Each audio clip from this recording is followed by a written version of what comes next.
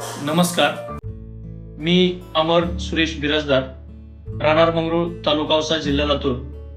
30 September 1993 साली लातूर धाराशिवमध्ये झालेल्या महाप्रलयंकारी भूकंपानंतर भारतीय जैन संघटना पुणे यांच्या वतीनं पुणे या ठिकाणी शिक्षणासाठी आम्हा भूकंपग्रस्त भागातल्या विद्यार्थ्यांना संस्थेने घेऊन गेले होते आणि त्या संस्थेतील मी एक विद्यार्थी. इयत्ता 8वी मध्ये माझा प्रवेश संस्थेमध्ये झाला.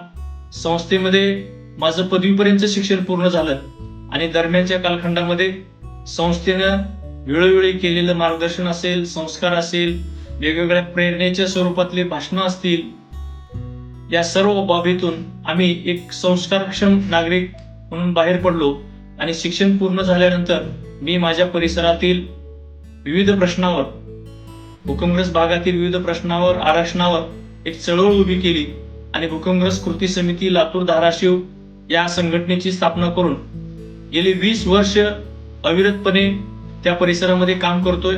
महाराष्ट्राच्या कानाकोपऱ्यामध्ये भूकंपग्रस्तांचं आरक्षण लागू व्हावं ही एक भूमिका घेऊन मी लढतोय. त्यामध्ये बहुतांश युवकांना संधी मिळवून देण्याचा प्रयत्न केला आणि आजही तो प्रयत्न अविरतपणे चालू आहे. हे सर्व काम करत असताना माझ्या संस्थेने दिलेलं बाळकडू, माझ्या संस्थेने दिलेली प्रेरणा, संस्कार हे माझ्या आजही कामी येत आहेत. आणि आदरणीय भाऊ सतत सांगत असतात, दिलेल्या संस्कारातून भाऊंचं एक वाक्य कायम माझ्या स्मरणात आहे की आपण कुठलीही कृती ही इव्हेंट बेसवर न करता आपण ती मुवमेंट बेसवर केली पाहिजे. आणि म्हणूनच मी एक आज मुवमेंट या परिसरामध्ये राबवतोय. ते महाराष्ट्रभर आज त्याचा नावलौकिक आहे आणि हे सर्व माझ्या संस्थेमुळे मी करू शकलो.